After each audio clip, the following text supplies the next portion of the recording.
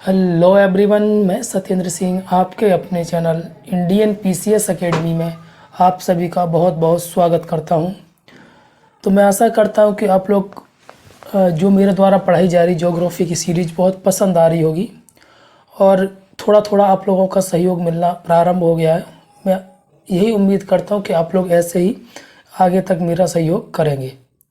Okay, तो ज़्यादा समय की बर्बादी ना करते हुए हम अपने सीरीज़ की जो भी डिटेल्स है वो आपके साथ शेयर करना चाहता हूँ। यानी जो मैं ज्योग्राफी की सीरीज़ लेके आया हूँ, यानी भारत का भूगोल, वो कौन से एग्ज़ाम के पॉइंट ऑफ व्यू से महत्वपूर्ण है। तो स्टेट पीसीएस, ठीक है, यूपीएससी, एसएससी, रेलवे, एनडीए, तो जो भी सीधी बात यह है, जो भी कॉम्पिटिटिव एग्ज़ाम्स होते हैं सबके लिए हम इस क्लास को ले सकते हैं। तो हमारे चैनल का नाम जैसे कि आप पहले से देख चुके हैं, इंडियन पीसीएस एकेडमी, और जो माध्यम रहेगा हमारा भारत का भूगोल पढ़ाने का वो रहेगा हिंदी। ठीक है, तो जो स्टूडेंट पहली बार मुझसे जुड़े हैं उनको थोड़ी मैं जानकारी दे देता हूँ। ये जो ज्योग्राफी की मैं सीरीज आप सभी के लिए लेकर आया हूँ वो मैं पूरा कराऊंगा, यानी फर्स्ट चैप्टर से मैं जहाँ से स्टार्ट कराया और पूरी जो भी geography, Indian geography, world geography, जितने भी एग्ज़ाम्स मैंने यहाँ पर लिखे हुए हैं, जितनी भी आती है वो सारे टॉपिक मैं यहाँ पर कराऊंगा। इसलिए आप सभी से निवेदन है कि जो स्टूडेंट मुझसे जुड़ रहे हैं वो क्लास को ज़्यादा से ज़्यादा शेयर करें और अपने दोस्तों को बताएं कि कोई टीचर है यूट्यूब पर वो सारी क्लासेस पढ़ाने का दावा कर रहा है। ठीक है, और ये दावा झूठा नहीं हो साबित होने दूंगा मैं। ओके ना। तो बस आप लोगों को ज़्यादा से ज़्यादा मेरा सपोर्ट करना है, क्योंकि मेरा ये चैनल नया चैनल है। अगर आप लोग सपोर्ट करोगे तो जो ज्योग्राफी है ना वो बहुत सारे बच्चों तक पहुंचेगी। क्लियर। और जो मैं जहां पर पढ़ाता हूं उसी कंटेंट को मैं इसी नाम से, यानी इंडियन पीसीएस एकेडमी चैनल नाम से, क्या एक अपना टेलीग्राम में मैं डिस्क्रिप्शन में इसकी लिंक दे देता हूं, तो वहां से आप क्या करना, पीडीएफ डाउनलोड कर लेना। ठीक है, और पीडीएफ डाउनलोड करने के बाद क्या करोगे, आप लोग उसको प्रिंट भी करा सकते हैं। ठीक है, या आप हैंड राइटिंग भी, उससे हैंड राइटिंग नोट्स भी वहाँ से बना सकते हैं। ठीक है, या जो स्टूडेंट यहाँ से लिख सकते हैं वो यहाँ से लिख लें। ठीक है, तो हम चलते हैं आगे की तरफ।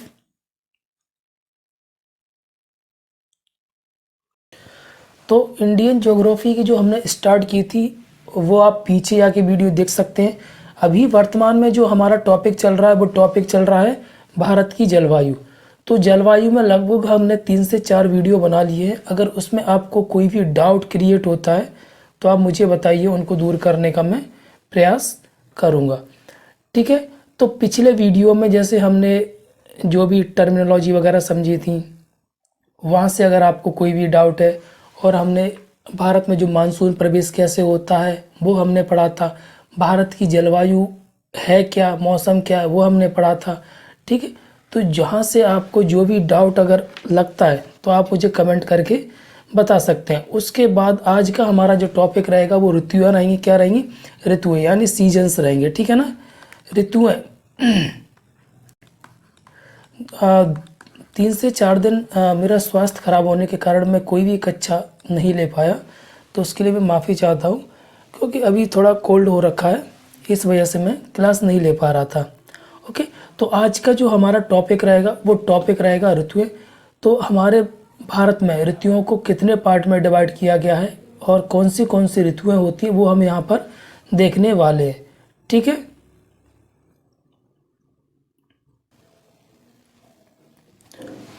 तो आप सभी को मैं जो आज की टॉपिक है उसको स्टार्ट करने से पहले थोड़ी सी जानकारी मैं दे देना चाहता हूँ। और जो स्टूडेंट पहले से मेरी क्लास देख रहे हैं उनको सब जानकारी पता है।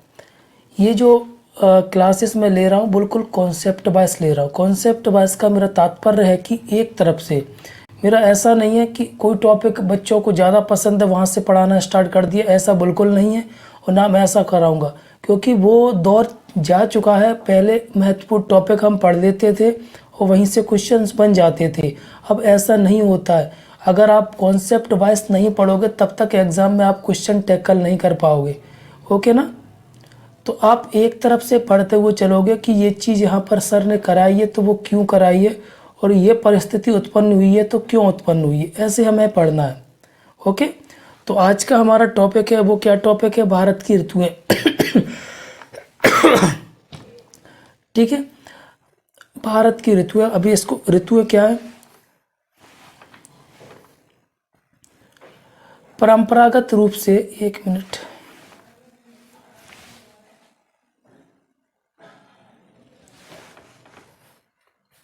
ठीक है।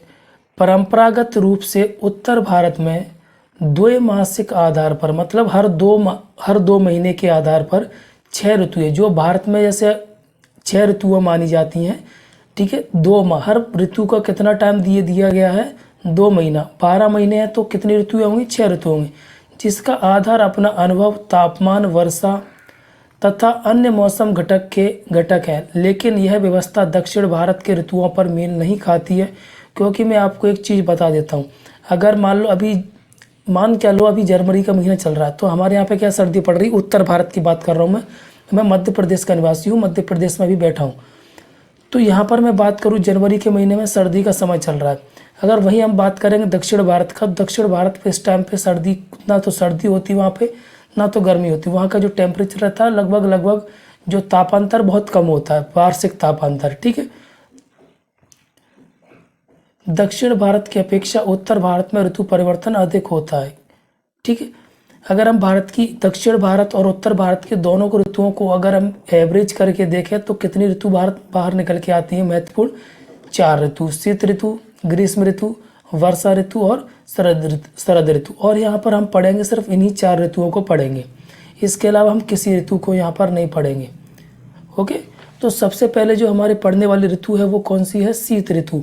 शीत ऋतु के देखो, हमें सबको पता है कि कौन से महीने से स्टार्ट होती है, कौन से महीने में इसका अंत होता है, इसमें तो कोई दुविधा वाली बात नहीं है। लेकिन इसके अंदर कुछ चीज़ें आती हैं, उनको हमें पढ़ना है, जो एग्ज़ाम में पूछी जाती हैं।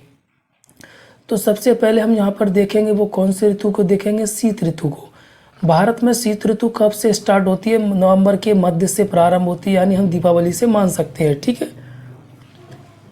होती है। उत्तरी भारत में जनवरी और फरवरी महीना सर्वाधिक ठंडा होता है। जैसे अगर मैं बात करूं मध्य प्रदेश से राजस्थान का हिस्सा और इधर उत्तर प्रदेश का हिस्सा, बिहार का हिस्सा, मैं उत्तर की बात कर रहा हूं, तो वहां पर जनवरी और फरवरी का महीना क्या होता है, सर्वाधिक ठंडा होता है। हम दिसंबर का आधा भी मान सकते हैं, मतलब 15 दिसंबर के बाद का। इस समय भारत के अधिकांश भागों में दैनिक तापांतर होता है। दैनिक तापांतर का मतलब क्या दैनिक तापमान का मतलब क्या होता है, दिन का तापमान कितना होता है, अधिकतम अगर मैं बात करूं तो 21 डिग्री सेल्सियस से कम रहता है। पंजाब और राजस्थान में तापमान कभी कभी हिमांक का मतलब होता है बर्फ़ जम सकती है, से नीचे चला जाता है। तटीय भागों में तापमान का वितरण समरूप पाया जाता है, यानी वहाँ पर समान पाया जाता है। दक्षिण भारत में जनवरी के मध्य में तापमान कितना रहता है, 30 डिग्री सेल्सियस। अगर हम जैसे उत्तर से दक्षिण की तरफ जाएंगे, मैं भारत की विशेषकर बात करूं तो वहाँ पर टेम्परेचर क्या होता जाता है। अगर मैं सर्दियों की बात करूँगा तो टेम्परेचर बढ़ता जाएगा। अब वहीं मैं गर्मियों की बात करूँगा तो उत्तर भारत में जैसे एमपी है, मैं एमपी में बैठा हूँ, तो एमपी में अगर 40 डिग्री सेल्सियस तापमान होगा, तो वहीं मैं बात करूँगा महाराष्ट्र के समुद्री इलाके की, तो वहाँ पर टेम्परेचर कितना होगा, लगभग 35 होगा, या कितना होगा, 30 होगा, ठीक है, डिग्री सेल्सियस। ओके, मैं इसका जो संबंध है मैं पहले बता चुका हूँ, आप पिछले वीडियो में जाकर देख सकते हैं कि ऐसा क्यों होता है। पश्चिमी घाट की पहाड़ियों पर तापमान अपेक्षाकृत कितना क्या पाया जाता है, कम पाया जाता है, और यहाँ पर तापांतर भी कम पाया जाता है, ठीक है। फिर उसके बाद जो हम ऋतु पढ़ेंगे वो ऋतु पढ़ेंगे ग्रीष्म ऋतु। तो ग्रीष्म ऋतु में थोड़ी कुछ महत्वपूर्ण बातें हैं वो हम देखेंगे। तो ग्रीष्म ऋतु का जो विस्तार मुख्य रूप से मार्च से मध्य जून तक रहता है। अगर मैं भारत में बात करूं तो सबसे ज़्यादा समय, उत्तर भारत की अगर मैं बात करूं तो सबसे ज़्यादा समय तक कौन सा सीजन रहता है, यानी ऋतु रहती है, वो यही रहती है अगर मैं बात करूं तो, ठीक है ना। सही तरीके से किताबी और आंकड़े ना लगाकर एक अपना खुद का अनुमान मैं बता रहा हूँ। ओके, जहाँ पर हम गर्मी का एहसास करते हैं उसको हम सीधी बात है गर्मी का मौसम मान सकते हैं। 21 मार्च के बाद सूर्य कर्क रेखा की ओर बढ़ने लगता है, यानी कर्क रेखा कहाँ पर है, भारत को 2 पार्ट में डिवाइड करती है। 23.5 डिग्री कितनी 23.5 डिग्री, ये मान लो क्या है 0 डिग्री है, 23.5 डिग्री उत्तर की ओर, ठीक है ना। भूमध्य रेखा से उत्तर की ओर जो 23.5 डिग्री पर जो रेखा, काल्पनिक रेखा खींची गई है उसको हम क्या बोलते हैं, कर्क रेखा। तो 21 मार्च के बाद सूर्य कर्क रेखा की ओर बढ़ने लगता है, जिससे भारत के तापमान में बढ़ोतरी होती है, यानी भारत के वो बीचों बीच आ जाता है सूरज उस टाइम पे। अगर हम गर्मियों के मौसम में देखेंगे तो जो हमारी परछाई होती है वो छोटी बनती है। छोटी क्यों बनती है, उसका कारण क्या है, सूरज हमारे सर के ऊपर हो जाता है, ठीक है। अप्रैल, मई तथा जून के मुख्य रूप से ग्रीष्म ऋतु का प्रभाव रहता है। इस समय भारत में अधिकांश भागों में औसतन तापमान कितना होता है, अगर मैं पूरे भारत की बात करूं तो लगभग एवरेज टेम्परेचर कितना रहता है, 30 डिग्री से 32 डिग्री सेल्सियस तक रहता है। मध्य प्रदेश तथा गुजरात के में तापमान बढ़कर 38 से 43 डिग्री सेल्सियस हो जाता है। उत्तर प्रदेश में भी इसमें शामिल कर सकते हैं। मई में ताप पेठी उत्तर की ओर खिसक जाती है, जिससे उत्तर पश्चिमी भागों में तापमान 48 डिग्री सेल्सियस के आसपास तक पहुंच जाता है। यहाँ पर याद रखना, ताप पेटी किधर खिसक जाती है, उत्तर की ओर। कौन से महीने में खिसकती है, मई के महीने में। तो तापमान क्या होता है, बढ़ता है। क्या होता है, तापमान बढ़ता है, याद रखना। मई ताप पेटी उत्तर की ओर खिसकना, और टेम्परेचर क्या होता है, बढ़ता है उत्तर भारत में। लगभग कितना हो जाता है, 48 डिग्री सेल्सियस। उत्तर पश्चिम का मतलब होता है पंजाब राजस्थान का क्षेत्र, ठीक है। एक मिनट।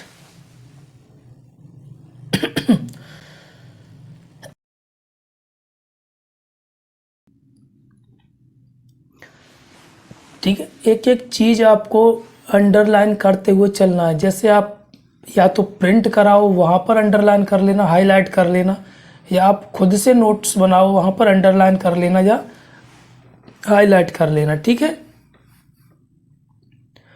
फिर उसके बाद दक्षिण भारत में तापमान उत्तर भारत की तरह प्रखर नहीं होता है। यहाँ तापमान क्या होता है, 26 डिग्री से 30 डिग्री सेल्सियस के बीच बना रहता है। वही मैं बात कर रहा हूँ जो वार्षिक तापांतर होता है। मैं आपको एक चीज़ तापांतर समझा देता हूँ। अगर मैं उत्तर भारत की बात करूँ तो सर्दियों के टाइम में जनवरी के महीने में जो तापांतर होता है, वो तापमान होता है, वो कितना हो जाए, उत्तर भारत की बात करूँ तो 11 डिग्री या 12 डिग्री सेल्सियस हो जाता है, ओके। वही मैं बात करूं अगर गर्मियों की, तो यहाँ पर 45 डिग्री सेल्सियस तक हो जाता है गर्मियों में। मैं उत्तर भारत की ये बात कहाँ की कर रहा हूँ, मैं उत्तर भारत की बात कर रहा हूँ। एक मिनट में देख, क्लियर दिख रहा है ना, ठीक है। वही मैं अगर दक्षिण भारत की बात करूँ तो दक्षिण भारत में आप देखो यहाँ पर क्या लिखा है, 26 से 30 डिग्री सेल्सियस तापमान गर्मियों में होता है। कौन सी ऋतु में होता है, ग्रीष्म ऋतु में। वही अगर हम बात करेंगे तो वहाँ का टेम्परेचर सर्दियों में भी कितना रहेगा, जैसे गर्मी में कितना है 26 से 30, ठीक है। और वहीं अगर मैं बात करूं सर्दियों की, सर्दियों में कितना रहेगा, लगभग 25 से 28, ठीक है ना, क्लियर।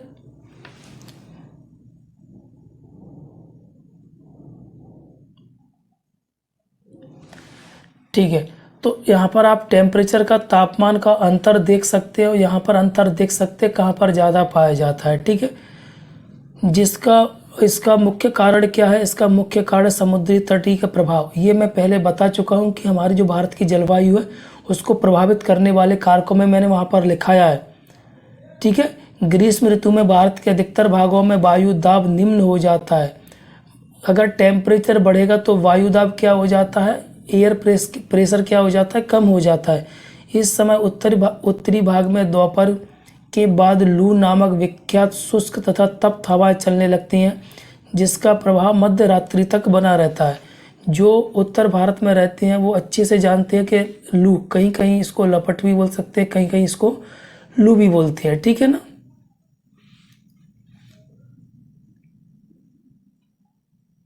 एक मिनट।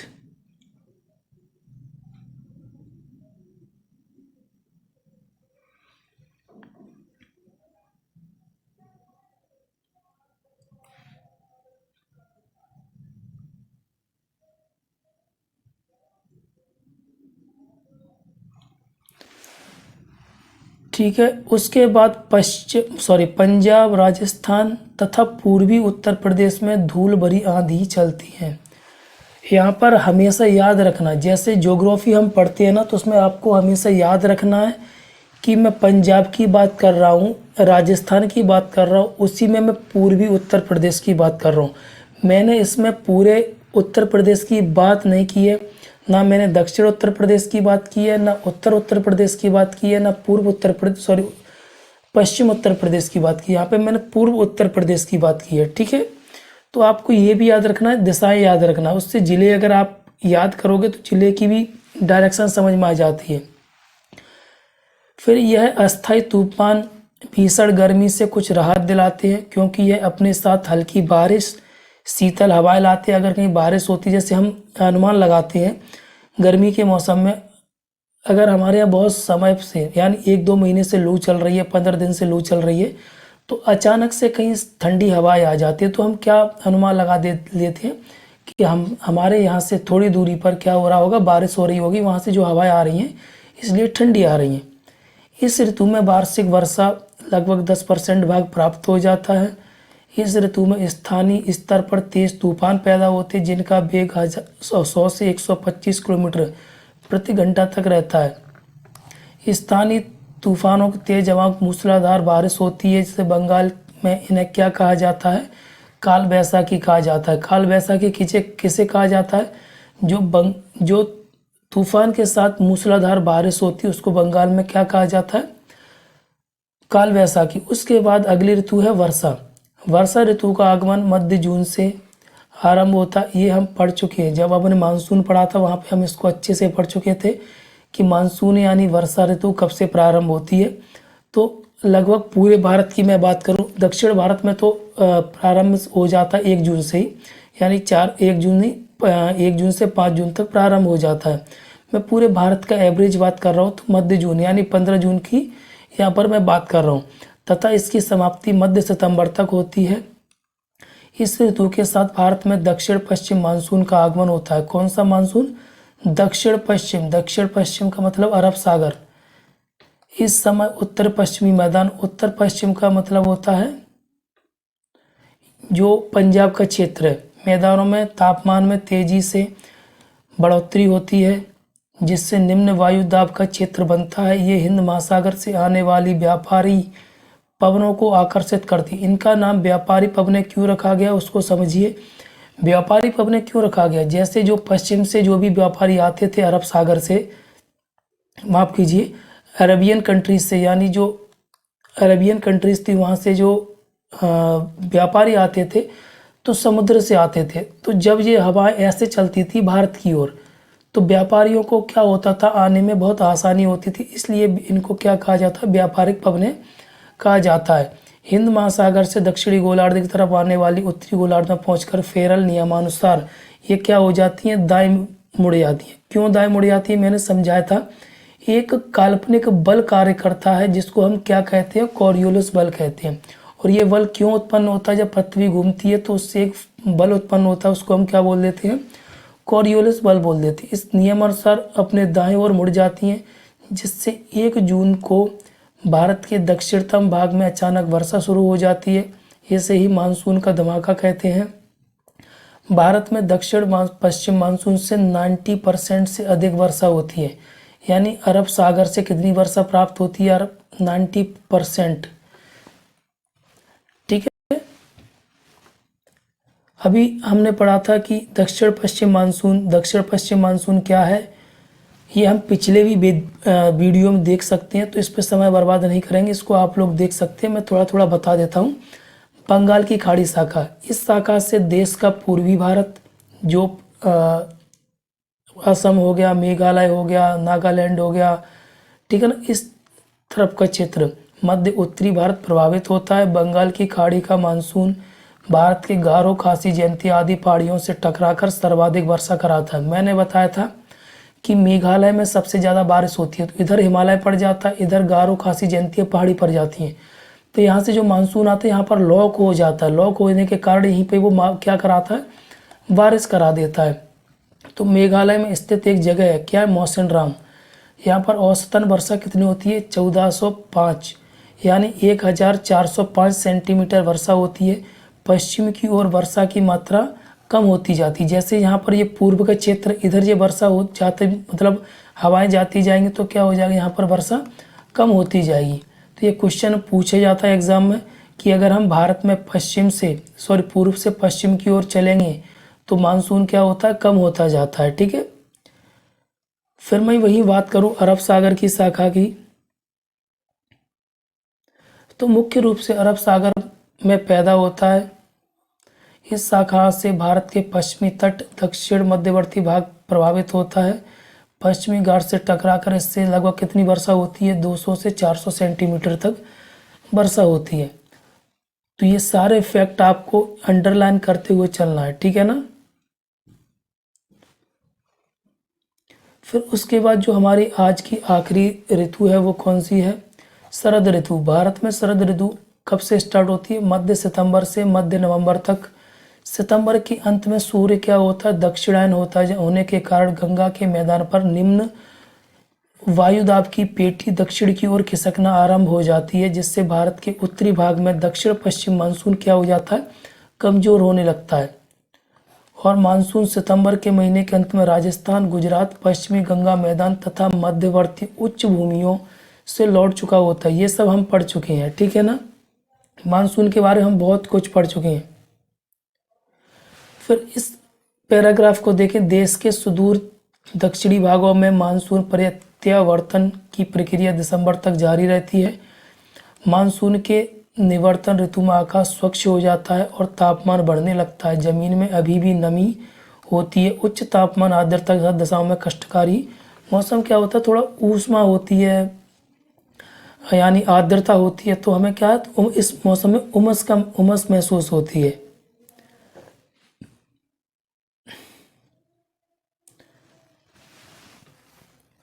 अक्टूबर माह के उत्तरार्ध में तापमान तेजी से गिरने लगता है। तापमान में यह गिरावट उत्तरी भाग में विशेष तौर पर देखी जाती है।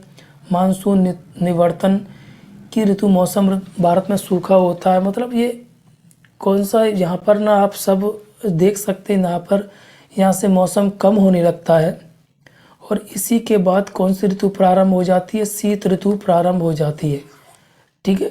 तो ये अगर हम माने तो इस मौसम में लगभग, जो एक बीमारियों की बात करूँ तो मौसम परिवर्तन होता है अचानक। तो यहाँ पर कोल्ड का मौसम या इम्यूनिटी कमज़ोर हो जाती है, खांसी जुकाम, मलेरिया, टाइफाइड, डेंगू इसी मौसम में ज़्यादा होते हैं, क्योंकि एकदम मौसम परिवर्तन होता है। एकदम मौसम परिवर्तन होने के कारण क्या होता है, जो हमारी इम्यूनिटी पावर हो जाता है वो क्या हो जाता है, कम हो जाती है, यानी प्रतिरक्षा क्षमता क्या होती है हमारी, कम हो जाती है। तो उस वजह से क्या होता है, हमारी जो भी बीमारियां, जो भी वायरस होते हैं वो हमें पकड़ लेते हैं और हमारे शरीर क्या करता है, उनसे लड़ नहीं पाता है, ठीक है ना। तो मैं आशा करता हूँ कि आप लोगों को आज की क्लास पसंद आई होगी। तो अगर आपको सारे वीडियोस पसंद आ रहे हैं तो प्लीज़ इस चैनल को शेयर कीजिए, हमारे वीडियो के चैनल शेयर कीजिए। और जो स्टूडेंट पहली बार चैनल पर आ रहा है ज़्यादा से ज़्यादा शेयर करें, ताकि जो भी आपके भाई बहन फ्रेंड्स हों, आप लोगों को लगता है कि सब टीचर ऐसे बोलते हैं, ठीक है, आप मेरा मतलब समझ लीजिए, लेकिन कम से कम अगर मेरे मतलब से आपका भी फ़ायदा हो रहा है तो उसमें कोई बुराई है नहीं। तो इसी वजह से आपसे बस यही निवेदन है कि ज़्यादा से ज़्यादा क्लास को शेयर करें, ठीक है। ज़्यादा से ज़्यादा शेयर करेंगे तो हमारा तो लाभ है, आपका भी लाभ है, ठीक है। ठीक है, थैंक यू।